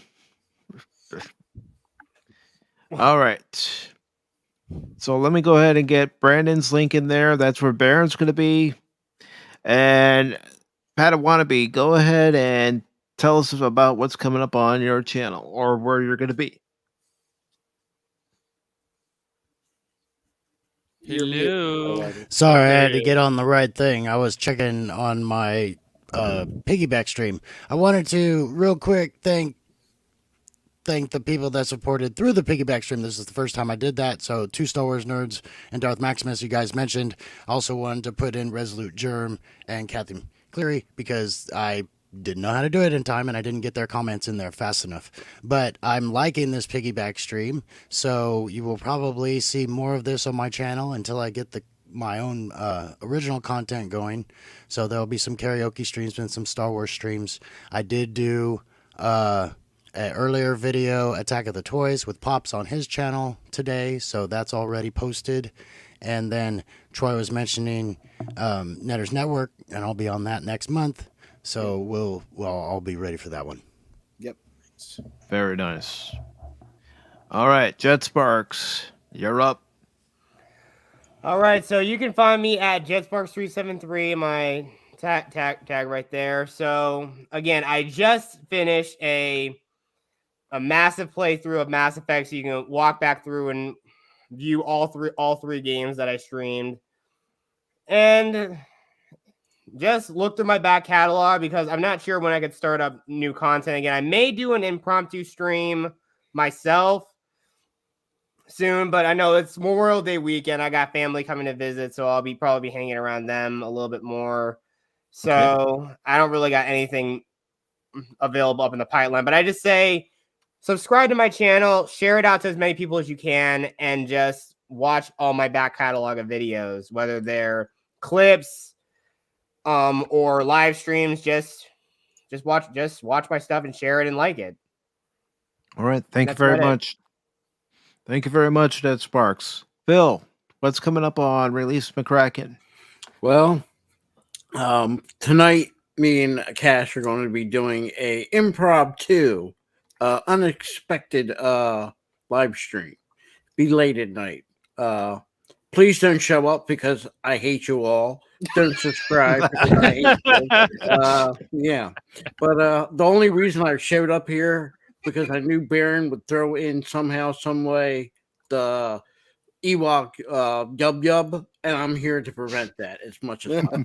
Oh, he gave me the idea, Phil. He gave me the idea, and I ran with it. So, yeah, but I can't say anything yet on what the topic and what's going to be about our live stream tonight.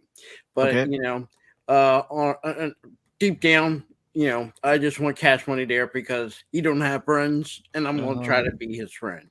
Yeah, so. Don't listen to Phil. He's full of it.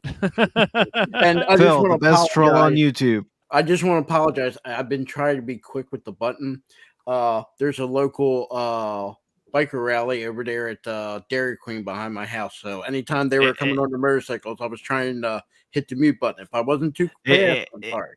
You know what, Phil? I didn't even hear it. Okay. Yeah, same. Hopefully I was quick, because they're quite loud, Yeah, but it's a charity, so I can't complain, No, because when we have Bike Week around here, that's all you hear for the entire week, and you do get used to it. Yep. So, but thank you for having me on, and anytime, nice brother. Finally, meet Troy. I never met Troy. It's nice to meet a fellow Italian. There you go. Don't ever pick on an Italian that's dressed nicely, because you never know when you're walking down the street and he has a bat and he'll teach you how to genuflect. I'm telling you, my friend. I'm giving you a warning.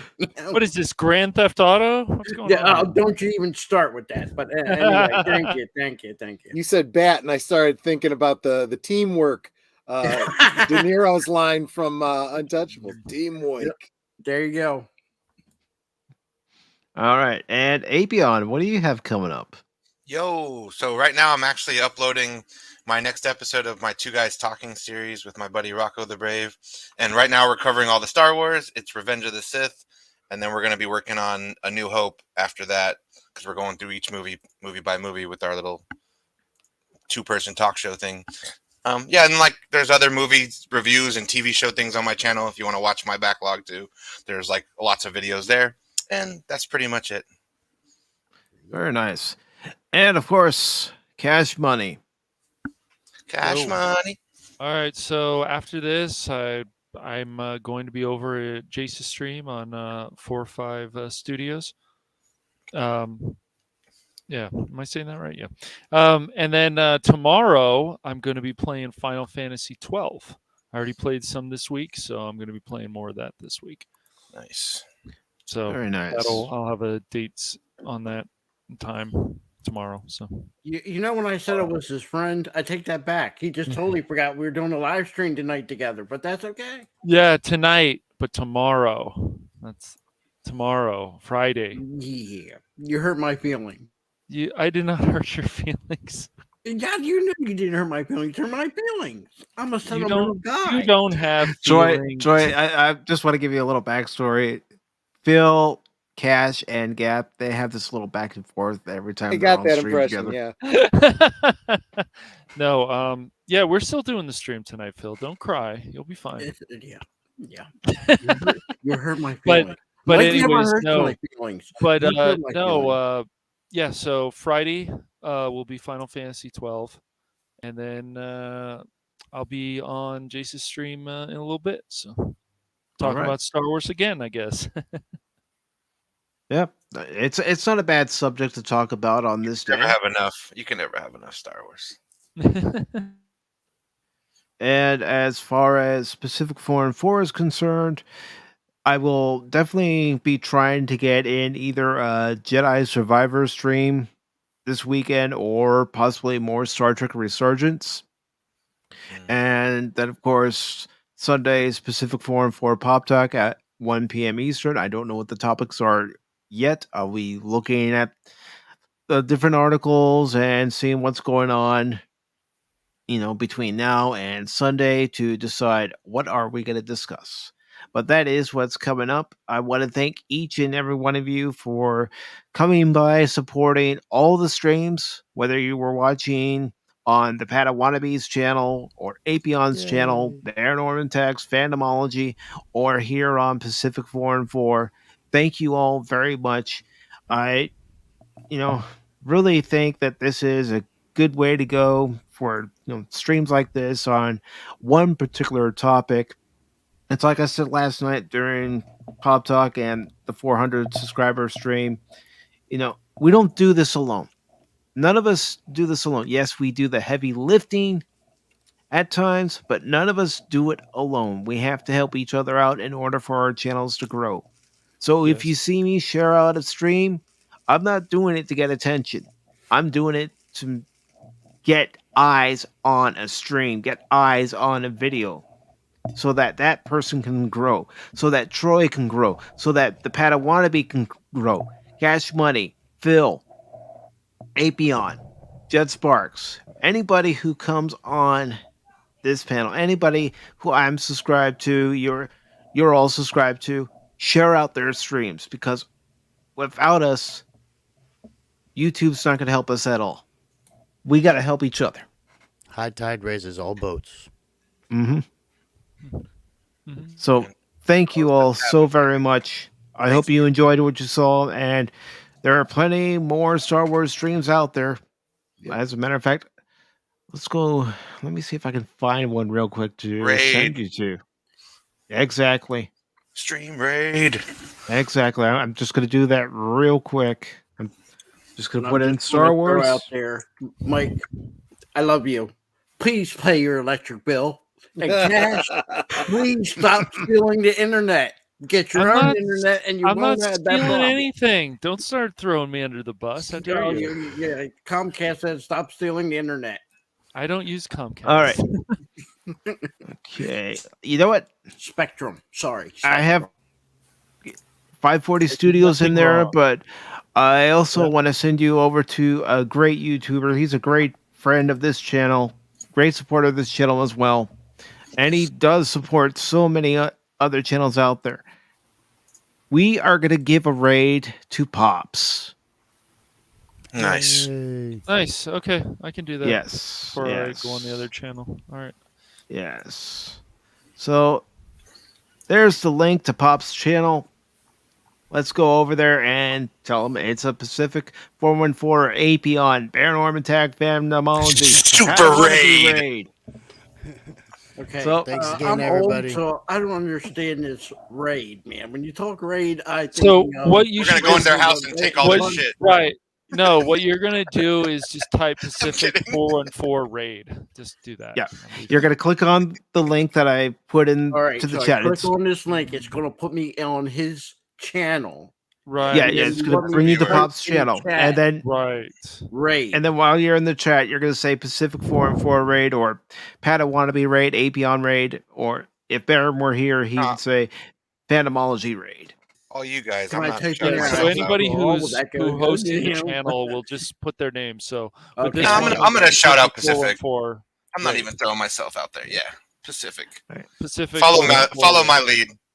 Yep, Pacific 414 raid. Yep. Yeah. I'll follow you. All All right. right. My wingman. So thank you all Be very my much. wingman And anytime.